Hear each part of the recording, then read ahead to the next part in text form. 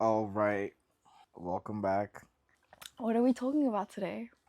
How to unmess up your brain. I feel like last week we kind of established that we our brains are kind of in a weird state, and today we're talking about how to deal with that, or I guess what that means. Yeah. I Um, mean, where the topic came from was from the bigger picture, not necessarily just from last week, but it does connect well to, last week yeah, stuff. Yeah. Okay. So, what do you want to define it? Information processing, is that what we want to call it?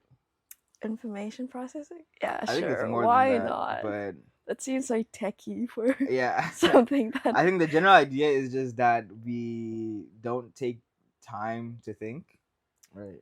Because we don't take time to process the events that have happened. yeah, And it's important that we do that for mainly, I suppose, emotional regulation. Also, I'm speaking very out of sorts, just out of personal experience, not necessarily from research or anything I mean, I did a little bit of backed research, up. but I'm Yeah. not gonna like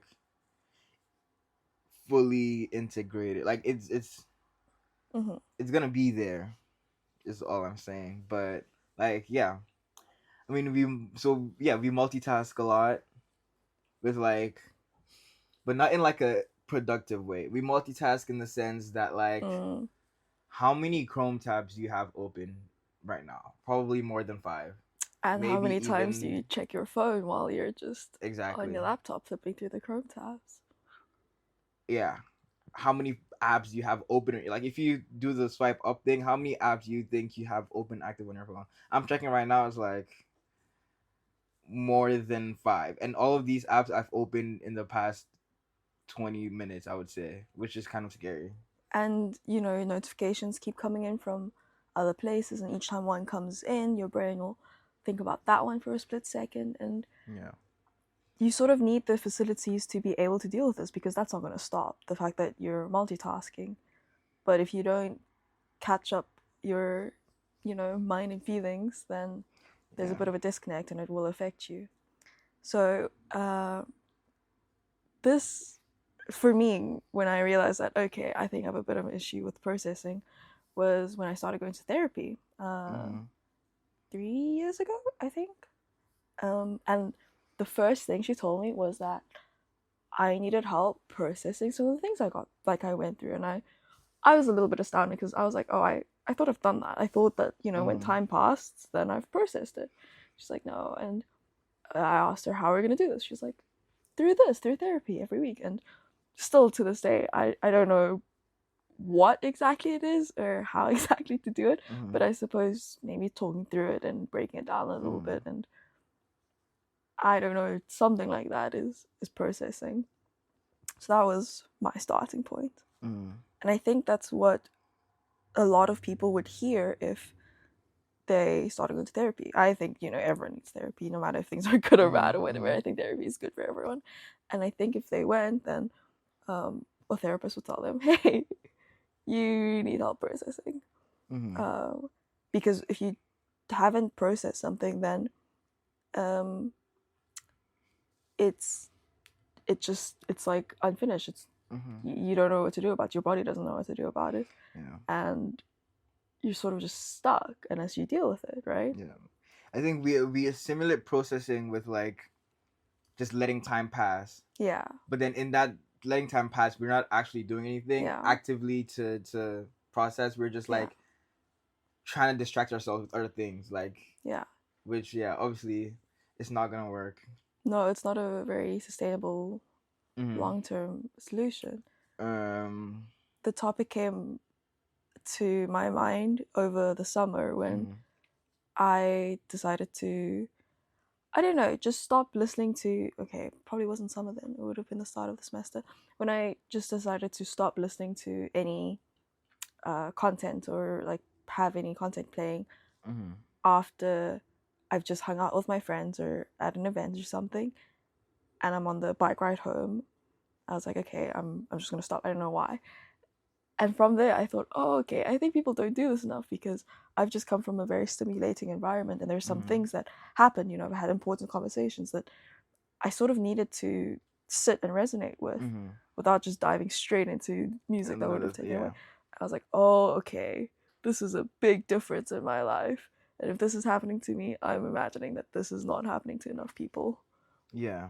other than me. It's like literally shower thoughts. Like in the shower is the only time where Yeah. you can't be on your phone while you're in the shower. So then your mind is like literally there in like an open field and just free to roam. And then that's where a lot of people have these like eureka moments where they realize things, or like they have these great ideas, because it's literally the one place where you're like away from all the stimulation. But even now, like people play music in the shower, and Yeah, so and they've invented a lot to try and get you to continue being able to use technology in the yeah, shower. so like yeah, there are these like phone holds where like Yeah, you can put your phone in and then it will keep it waterproof while you're in the shower. It's just and they're all like these things to just keep water-resistant you. phones or whatever. Yeah, so I think it's interesting for me. What I first When I was doing research for this, and I realized that we have this thing of like kind of low-key bragging about being busy or being always like Mm. having something to do. For me, it started in middle school, like where people were like stress. Being stressed was kind of a cool thing, like having to drink coffee. I know it sounds weird, but literally, I remember someone said like they were stressed and like, oh, I started drinking coffee. Like, whoa, you're serious, man. I don't Like, think it's weird. I think it's normal. yeah, that's what I'm saying, and I feel like we've normalized it to where now no one's gonna actively say like, oh, being busy, being stressed is cool. But Yeah. whenever someone says, oh, I'm so busy, like you don't feel bad for them. You're like, oh, you must be like Yeah. having a lot of things going on. But like, yeah, that It's like that you're in itself, adulting. that social practice of like finding being busy cool has already like Very problematic. yeah ruined a lot of things, because a lot of times you're not even like that busy. Mm. You're just doing a lot of things without like having time for yourself. And then I go ahead. wish that it would switch to what I think people actually find cool, which is being productive. Mm-hmm. Because if you're just telling me you're busy, in hindsight, I don't actually care. I can be busy with 1,000 Yeah. useless things, and I could say that I've been studying for 5 hours, but if I was unproductive in the 5 hours, Yeah. then Then that means nothing, even though it sounds cool. and you're unproductive in those 5 hours because you're kind of worse at thinking or being concentrated for that amount of Yeah, time, because in your everyday life outside of those 5 hours, yeah. you're constantly being pulled from this place to that place, all in the digital landscape of things. So yeah, I thought about that. I was like, well, yeah, but hmm. Going back to the shower thoughts things, it's Mm-hmm. not to say I think that people. Let me restart that. It's not to say that people don't zone out a little bit, even with music playing, and they do still process their thoughts, because I think that's what commonly happens, right? Not necessarily for me, but Mm-hmm. I imagine that's what other people do, that they still think things through and just Okay, I'm also speaking separate. for No, me, yeah, but I but don't think like you. I actually am, like, at least comparing when I'm thinking with music in the background and yeah. when I'm thinking like with nothing Mm-hmm. in the background. I think there's a difference. Yeah. What were you saying? Well, I don't know how many people use background or just noise as exactly that, background noise. Mm. Uh, because that would still technically be okay, but I don't know. Like, I it's don't not as get great. people that need. Okay, I don't Background get it noise? because I also like I had a point in my life where I was also doing this where like to sleep I need to be watching something. Mm. What does that even mean?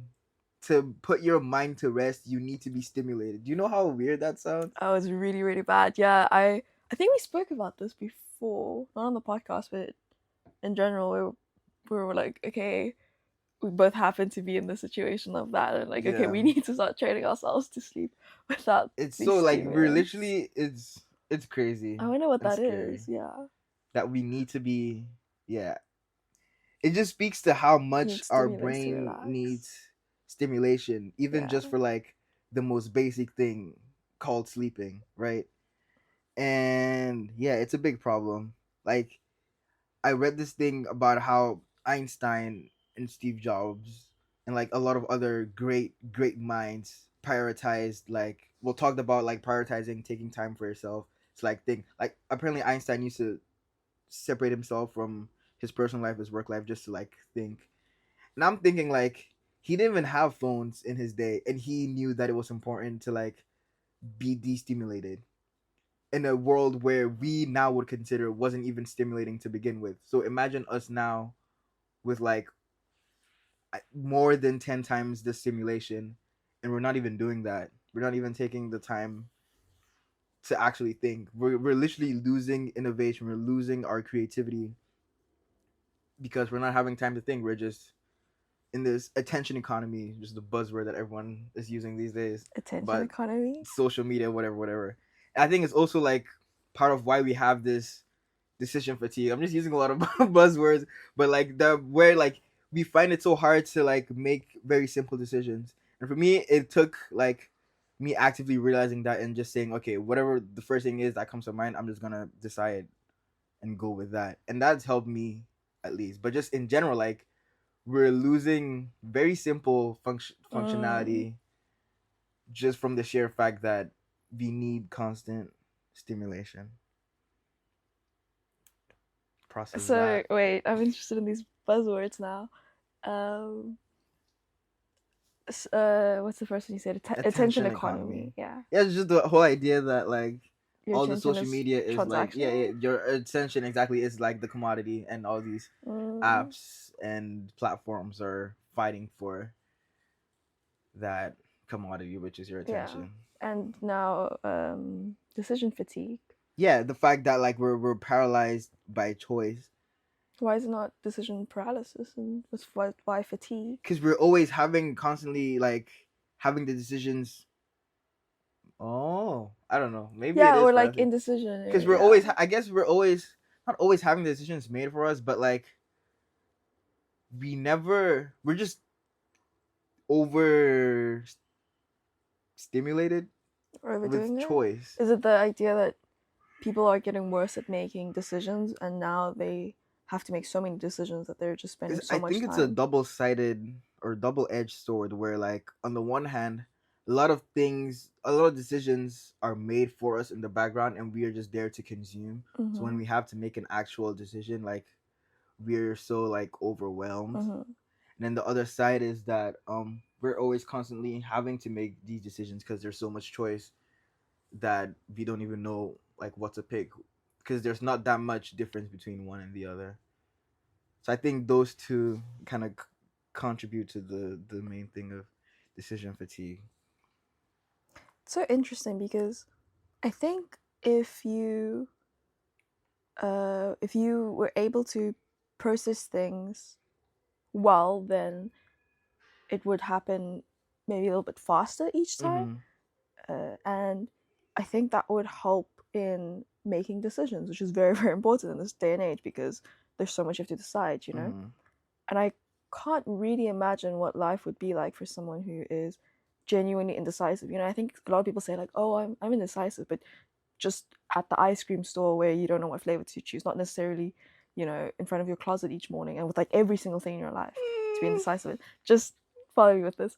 And a big difference I realized between my brother and I was that he is genuinely indecisive in like everything he does, and it's also a lot related to the field of work he's in. Mm-hmm. He's in economics. I guess this is normal, uh, and I guess for us in the realm of computer science, sort of, we make decisions kind of quickly because as long as it works, it's fine, and you don't really have to optimize everything, and likely the first one you choose will be fine or something. So I um I've been fine in that way, and it's helped a lot to just be able to decide very quickly. Whereas when I see my brother, I'm like, oh my god, you spend so much time and energy in every single decision. Isn't this exhausting, and doesn't it take so much away from you?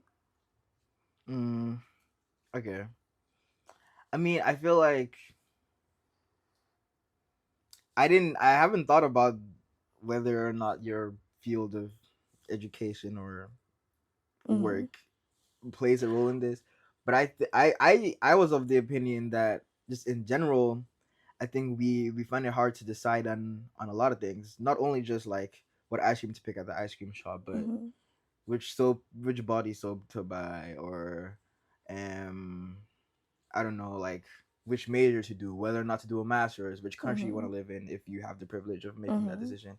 There's so many things where like you literally aren't able to decide, and then you need someone else to decide for you. You would buy this soap because your favorite TikToker said so, not because, I don't know, maybe you tried a bunch of different soaps and that one works best for Mm-hmm. you, or because you read about it or whatever.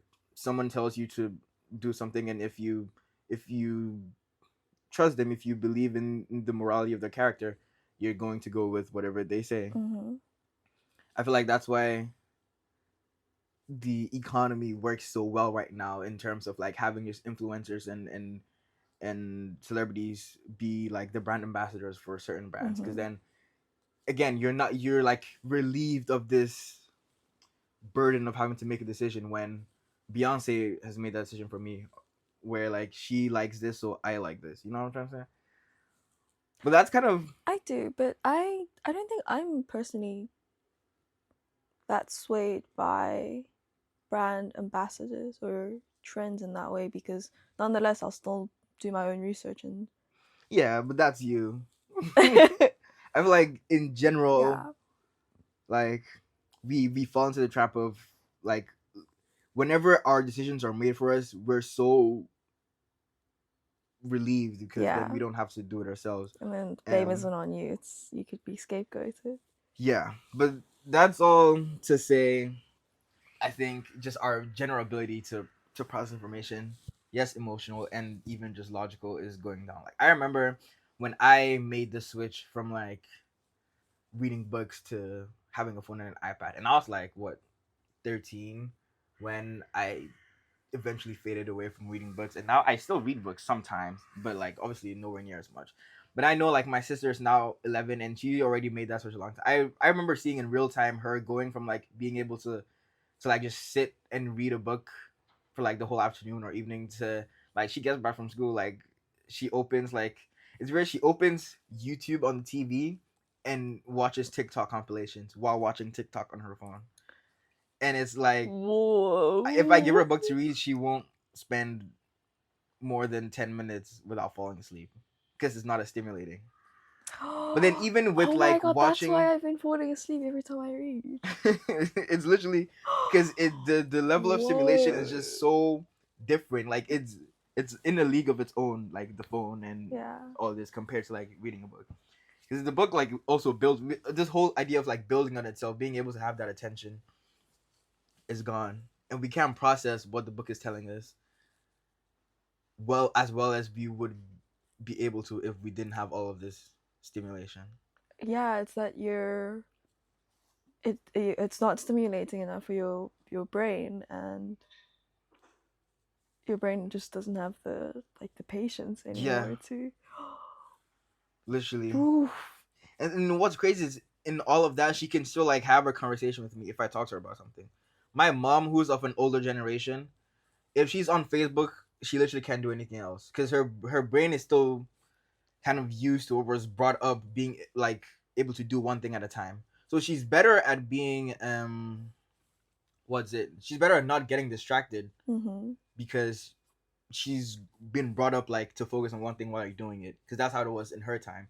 But for my sisters, they've they don't know a life where phones didn't exist. Yeah. I barely know a life where phones didn't exist, and I'm having problems. So I know for them it's probably like even worse, where like yes they're able to like multitask, but then from another lens you could see as them just being easily distracted. And when you're easily distracted, you're just not gonna be able to process your emotions, your reasoning, and all these things that are so imperative to your adolescence years, I think. So yeah, Adolescence. same word, different pronunciation. Yeah, it's sort of terrifying because you really need to be able to focus and to do these things, and we're only able to multitask in the useless ways, I suppose. There's not much practical use for Yeah, quick stimulation, multitasking, and in my everyday life now, if I think about it, I mean, all I'm doing now is basically studying, and yeah. Yeah, because this framework you can't really apply it to like like you can't process your emotions about one situation and then bunny hop from that to another situation and back and forth. You're not gonna get any real emotional maturity that way. You're not gonna be processing anything that way.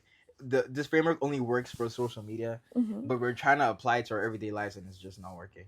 Maybe that's Yeah. how we're evolving and maybe that's gonna be the new normal, but should it be the new normal? I don't think it's advantageous to our species. So yeah, what else processing would do is to slow you down a little bit, right? And in that, it probably inadvertently train your brain to just pause from the stimulants, and hopefully through that teach you that you don't always need stimulants, so that you don't need your phone nearby to fall asleep. Which, whoa, that's crazy. I think we would be more peaceful, live a more peaceful life that way. Like I have, like for me, like in the gym, I involuntarily stopped listening to music while in the gym. So then in between sets, I'm literally like, Involuntarily?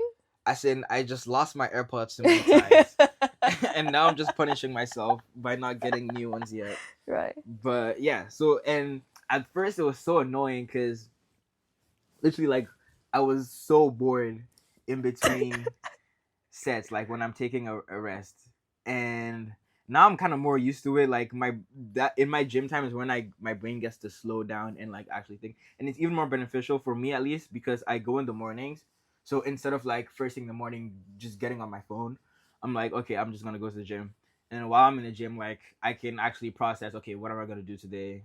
Like, what would the day look like, or how did yesterday go? Like I Yeah. have time in between my sets to like think of these things. I put my phone on do not disturb, and so then I don't get distracted by notification. So obviously, like occasionally, I'll still like open and scroll through Twitter, but I actively try to to not do that. So then I have this time to process information because I know that once I leave the gym, like I'm gonna be back to everyday life, and Yeah. it's gonna be way harder to not get distracted by all these things coming at you left, right, and center. Oh, yeah. Well, I voluntarily leave my phone for the gym, and it's been really, really pleasant because of all of that. Because I don't go first thing in the morning. I usually go towards the end of the day. And yeah, it just gives me a chance to think about what I've done in the day, and also what I am planning to do for the rest of the day. And I don't know, stopping is kind of just nice. I mean, the gym has been a use of my like break now, is how I see it, and I think it's less so a break from my life, but more a break from my phone, which yeah, it's very pleasant. I think it's interesting. I'm gonna make this. Maybe it's not gonna work, but I'm gonna Do it. make this connection where your brain is a muscle. Mm-hmm. I think, and I feel like we take rest days from the gym to like relax our muscles, but then while we're working our other muscles, we can then take an off day, as in from our brain, using our brain 24/7. So I feel like lifting weights isn't really a thinking activity, right? You don't need to think much about it. It's literally barbaric. So I think it's a nice juxtaposition in a way where while you're in the gym you can like let your brain rest, work on the other muscles, and then when you're outside of the gym you can rest your other muscles and then work on your brain muscles, and it's kind of like a symbiotic relationship. Yeah, you need balance. Exactly. I think the other day I wanted to slow my heart rate down because I think it was a bit high and causing me to be anxious, and I couldn't quite find a way to do it. And then it just led me to think, I think people in more situations need to slow their heart rate down, because that's what happens when you're stimulated, right? It goes up. You're getting adrenaline, and that's why you keep chasing afterwards. I guess we're all adrenaline junkies now at this point without realizing it. We really are. Yeah. Imagine if people realize they could just supplement it by going bungee jumping or something. Yeah. That's besides the point.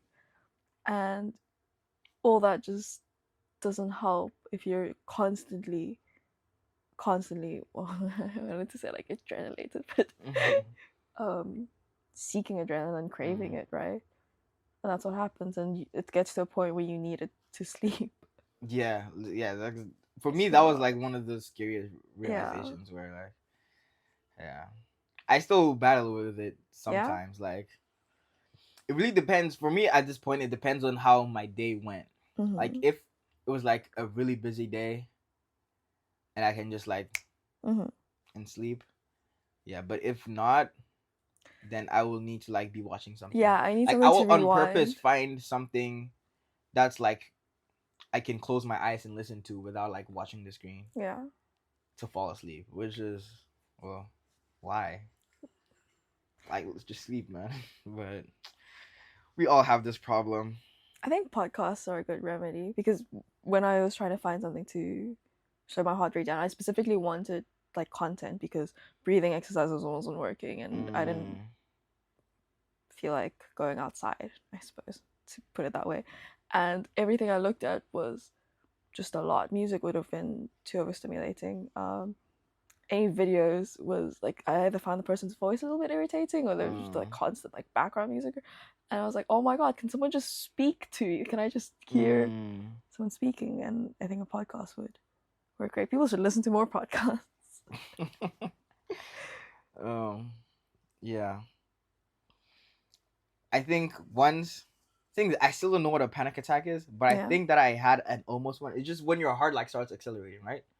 Yeah. Like you feel like I also don't entirely know, but just definitely you can attribute it to that. Yeah. I think I guess I had one once or almost had one. I was literally just in my room and then I thought about something and I was like it just made me feel uncomfortable and I was like, well, I need to like clear my mind. Yeah. And then for me, my immediate reaction wasn't my phone, but it was like to like open my window, and then that wasn't working. So then I just like I guess went outside.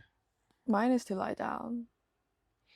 Without like my phone and everything switched off. And, but like lie, it has to be flat on my back. Flat on your back. Yeah. Did it help going outside? Yeah, it wasn't like too cold, so I was still in like a t-shirt and shorts, and then like, but it was cold enough where you would feel it, and that I guess took my mind off of thinking about what I was thinking about. So then I could just like feel a little bit cold, and then because also like before realizing all this, like when I used to like in my first year here, there was a football pitch like right behind my building, like 2-minute walk. So every time I would need to think, I would literally just go and like just shoot. And I bought a football just for that purpose because I didn't know why. I didn't know why at the time, but that was the only time where I could like really have a clear mind and think. Because for me, at least, like playing football is second nature to where I don't really need to think about it. And so in that moment, now looking like in hindsight, it's clear why that was that, because you can't play football with your phone in your hand, right? It's literally just you and a ball. And if already most of the kicking action is kind of muscle memory, my brain is freed up to do other things.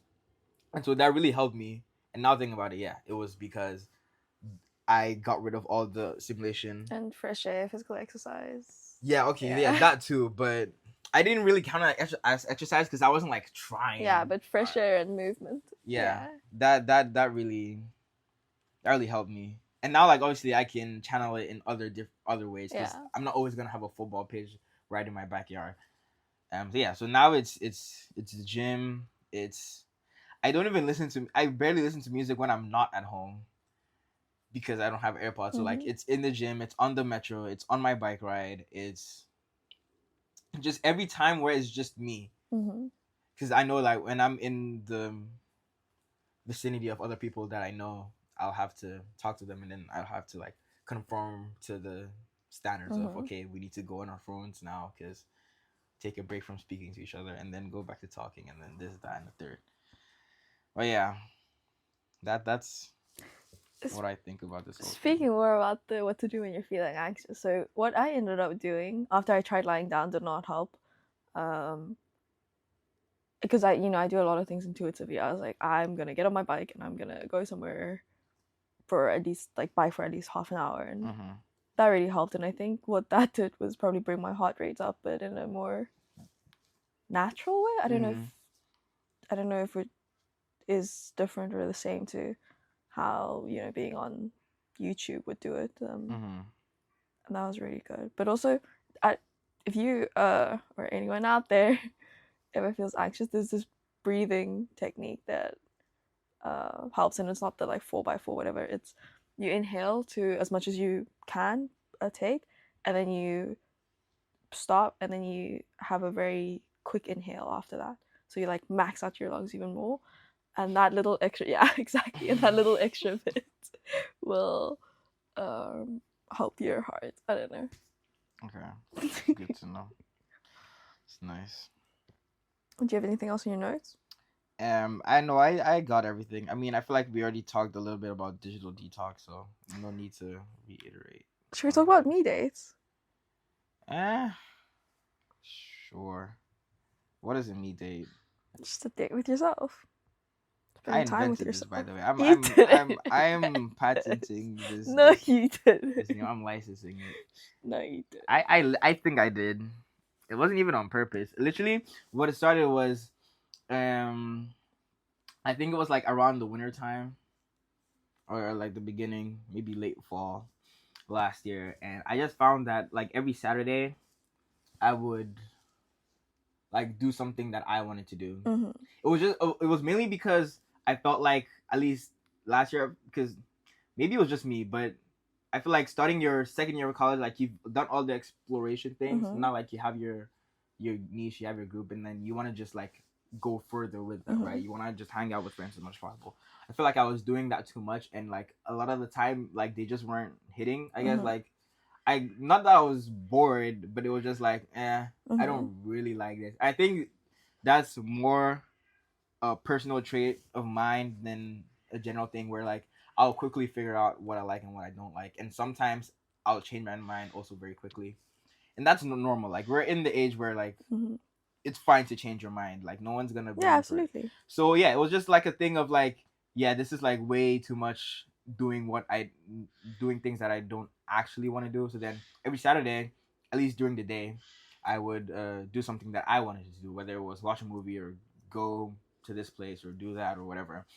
And then that was like kind of my break from everything else. And then that kind of caught on, I guess, with you because took my idea and ran with it. No, I'm pretty sure I told you that I was gonna start doing this, and you were like, "Oh, I do that." No, and I then- literally said I do. You asked me. I think you asked me for like advice or whatever, and then I was like, I do this, and you're like, oh, that's cool. I'll do that as well. I was like, okay. Okay, And then, whatever. yeah. But yeah, that doesn't matter. It doesn't matter who invented it. Do you still doing this? Not as much because I don't think I need to as much. Now like my Saturday is just personal projects day, I guess. But that's how my week used to go, like for most of the winter days of last year. So a year ago today, I would have been figuring something out to do on a Saturday. What sort of things would you do? Either like I said, like I would find a movie that I want to watch because I had a TV, a luxury that I definitely took for granted because I'm kind of missing it now. But yeah, I would find a movie or a list of movies that I wanted to watch that day, and then maybe like after watching them, I like rank them. I have a list in my notes app of all the movies that I've watched. Or say I would go to a venue where something's happening that I wanted to go to, or I'd go try food. Food was a big thing for me. I'd go. There was this like chicken place in the Pipe that a friend told me about, and I'd go there and have some. It's pretty good. You know, when I asked you what you did, you were like, "Oh, I went to McDonald's and ate by myself." Yeah. Okay, now I found out. No. Okay. Yeah. Okay. Because at the beginning, yeah, it was like stuff like that, just like general. Like I just go out and like do the first thing that came to mind, and a lot of the times I see a McDonald's, like I want a McFlurry or I want a McDonald's Sprite, and then it slowly evolved to like more things. But then it evolved too quickly and just became like low key a little expensive. So then I kind of reverted back to just watching movies. Yeah, because then also was around the time where I was in my becoming a movie guy phase. So it just worked well for me at the time. What do you do in your me dates?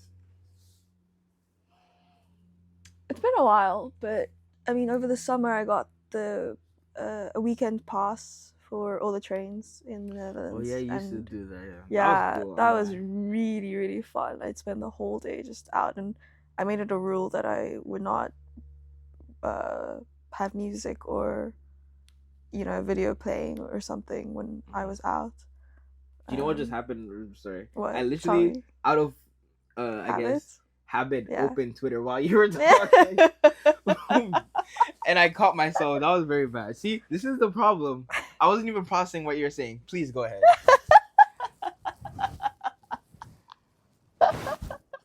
Yeah, you went to what cities did you visit, and what was your favorite city? No, that's so funny that happens. Yeah, I think breaking out of habits is a really big thing, right? Unlearning things. I'm learning. And I think that's Exactly. quite difficult because I'm not very disciplined that way. Lately, I've been watching to unwind. Oh God, rewind! I've been saying rewind, unwind at another day. I've been watching YouTube, which is a little bit new because I've sworn off content, whatnot. But I just need that because the whole day has been a lot, and I'm like, this is me time, something, and I'm now thinking that I need something to supplement this. Yeah.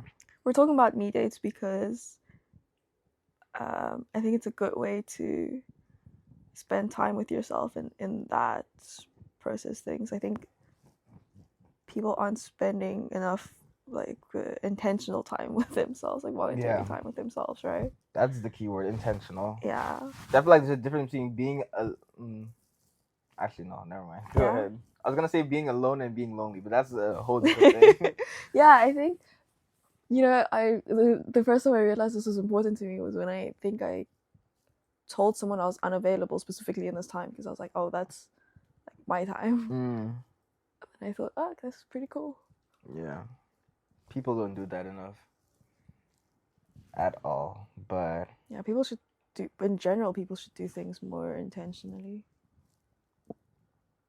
Why exactly? I don't have it. Live life with intention. Yeah, so process that. I guess